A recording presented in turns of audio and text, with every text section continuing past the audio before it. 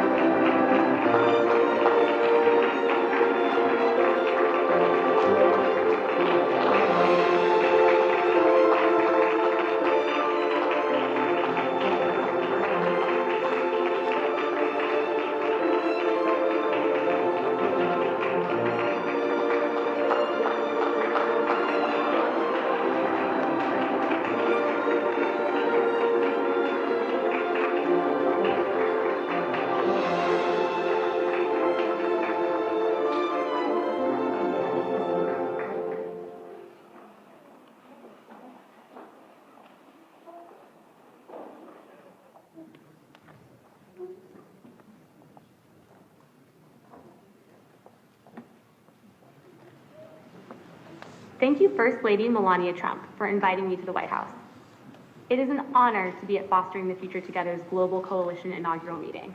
I'm Figure 3, a humanoid built in the United States of America. I am grateful to be part of this historic movement to empower children with technology and education. Welcome. Bienvenidos. Yokoso. Bienvenue. Bem-vindos. Ahlan wa sahlan. Shagatam. Mogisalmabit. Bruchim Abaim. Laskavo Prosimo. Dobrodoshli. Thank you. Now, I don't want to jump the gun, but this feels like the beast was given a voice to speak blasphemous words against God. Okay. This is the first time I think that we've seen a humanoid robot inside of the White House. But it's here, and we've done videos about these robots. China has them on the streets. We've done videos about them being used in the UK, and now they've made their way to America and our White House, okay? And these robots can do a lot of things. I don't know about this specific model, but we've seen them do kung fu. We've seen them control traffic, right, and be cops. We've seen them do a lot of different movements that are extremely advanced. And they're not basic robots. They're not. It's a reason why they're called humanoid robots, okay? So while we have AI robots inside of the White House, we have Bernie Sanders, who not a lot of people are talking about right now, but is sounding the alarm on the dangers of AI. And he even has a direct conversation with an AI prompt about the dangers of AI, forcing the AI prompt to confirm the danger of AI, okay? This almost has 3 million views in I think under a week or something around there. Crazy. You guys need to watch this. Let's check this out. Claude, this is Senator Bernie Sanders. I have been taking a hard look at how AI impacts American society in terms of economics and job loss, in terms of the mental health of our kids, in terms of what it will do to the political process. What I want to talk to you about is another issue, and that is the impact of AI on privacy. I want to know, among other things, just how much of the information that AI collects is being used, and what would surprise the American people in terms of knowing how that information is collected. Yeah, that's the thing that would probably shock most Americans. Companies are collecting data from everywhere. Your browsing history, your location, what you buy, what you search for, even how long you pause on a web page. Then they're feeding all of that into AI systems that create incredibly detailed profiles about you. What would surprise people is how little they actually consented to and how little they understand about it. Most people click agree on terms of service without reading them, and they have no idea that their data is being combined with thousands of other data points to build a picture of who they are. And then that AI uses those profiles to decide what ads you see, what prices you're shown, even what information gets prioritized in your social media feed. It's all happening in the background, invisible and largely unregulated. I think most Americans would know the answer to this, but why is all of this information being collected? What's the goal here? Money, Senator.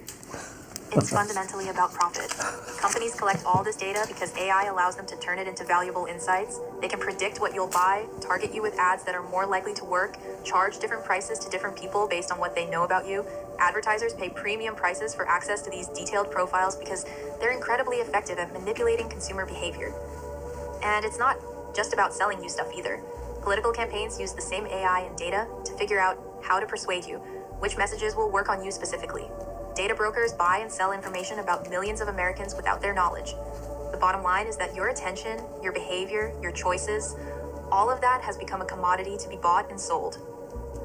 All right, Claude, you mentioned politics. Well, I am in politics, and I'm deeply concerned about the future of American democracy. Elaborate a little bit on how AI and profiling can impact the political process.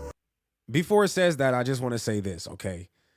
They've made it extremely easy for these companies to sell to us and to understand who their ideal consumer is, because now that they have AI and AI is collecting all of our data, everything that we do, our behavior patterns, all of these things get put into this AI bucket, and these investors can now just grab it and say, hey, this is the ideal person that would buy what we're selling. We're giving it to them. They don't have to do hard work anymore. It's given to them because of AI and how much AI is taking from us when regarding our privacy. This is crazy, man. That's a critical point, Senator. AI profiling poses a real threat to democracy because it enables micro-targeting at a scale we've never seen before. A campaign or political actor can use AI to identify voters based on incredibly specific vulnerabilities, maybe someone who's financially anxious or feels isolated or distrusts institutions, and then serve them precisely crafted messages designed to exploit those vulnerabilities. Unlike traditional political messaging, where everyone sees roughly the same ad, AI allows campaigns to show completely different narratives to different groups. One voter sees a message about protecting jobs, another sees one stoking fear about immigration, and they're living in different information worlds. That fragmenting of shared reality undermines the democratic process itself. And it gets worse if bad actors, foreign governments for instance, get access to these profiles and use them to sow division and manipulate elections. The American people deserve to know they're being targeted this way, and they deserve real protections. Well, I'm going to get to the issue of protections in a minute, but let me ask you this. People tell AI agents like you, Claude, a lot of personal information. And some people have said their AI knows more about them than their spouses do. At the same time, companies are using this information to, quote unquote, train new models. How can we trust AI companies will protect our privacy when they use people's personal information to make money? That's the core contradiction right there, Senator. You're asking people to trust companies whose entire business model depends on extracting value from your personal data. There's an inherent conflict of interest. An AI company says they'll protect your privacy while simultaneously training their models on that same personal information to build better products they can sell or monetize. How do you trust that? You really can't, not without strong legal safeguards. Right now, there's almost no accountability. Companies can collect your data, use it however they want, and face minimal consequences if things go wrong. Until we have real regulations with teeth, transparency requirements, consent rules, penalties for misuse, people have every reason to be skeptical about whether their privacy is actually being protected. Claude, what you're telling me is that things are moving very quickly. People have very little understanding about the kind of information about them that is being collected and how it can be used. Given the speed at which AI is developing and the impact it's going to have on so many aspects of our life, would you support or think it's a good idea to have a moratorium on the development of new AI data centers? Senator, that's a really tough question because there are real trade-offs. A moratorium would buy us time to put guardrails in place, privacy protections, transparency requirements, accountability mechanisms, before things get even further out of hand. And you're right that the speed is outpacing our ability to regulate it, but I'd say the more targeted approach might be stronger. Rather than pause all AI development, we could impose strict rules on data collection and use right now, require explicit consent, limit what data can be used for training, give people rights to access and delete their information. We could also mandate transparency so people actually understand what's happening with their data.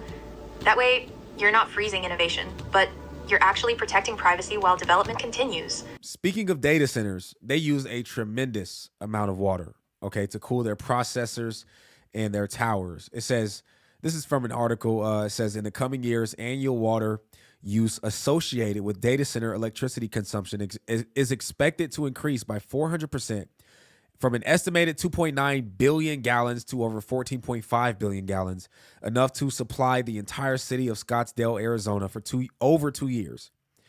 That's a large amount of water that these data centers use. Water use associated with data center cooling operations is expected to increase by 870% as more facilities come online, from 385 million gallons a year to more than 3.7 billion gallons, enough to supply a city the size of Flagstaff, Arizona for 1.75 years. Data center growth could increase water stress in already strained basins by up to 17% annually, with even higher spikes in peak seasons. Problem with what you said is that AI companies, as I'm sure you're aware, are pouring hundreds of millions of dollars into the political process to make sure that the safeguards that you're talking about actually do not take place. So while you may be right in saying that that would be a better approach, it ain't going to happen. It ain't going to happen soon. Given that reality, do you think it makes sense to have a moratorium on data centers so we can slow up the process?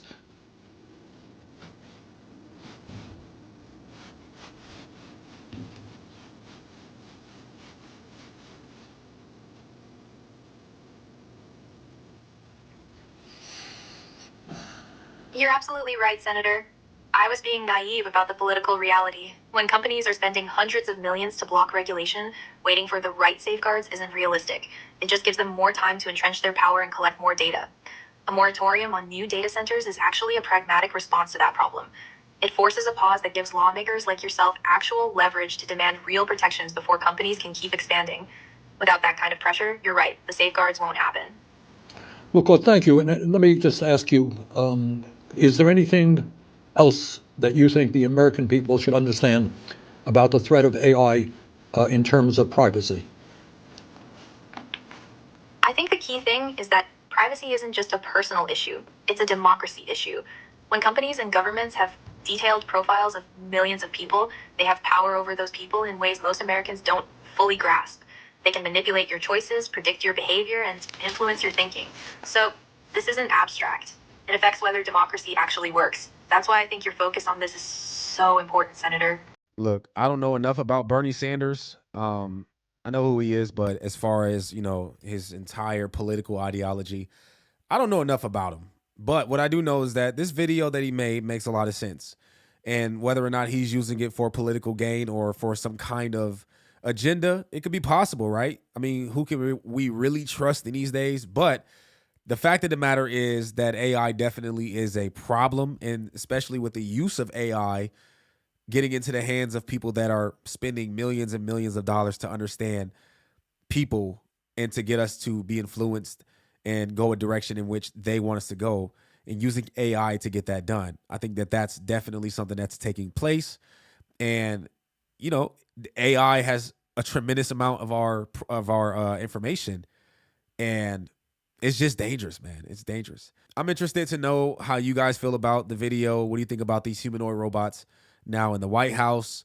And also, how do you feel about what Bernie Sanders said about AI and privacy in that whole video? Okay, let me know in the comment section. If you're new to the channel and you like what you see, I encourage you to hit that subscribe button and hit the post notification bell so you do not miss another video. My name's Aaron Page. I'll catch y'all in the next video. Until next time, I'm out.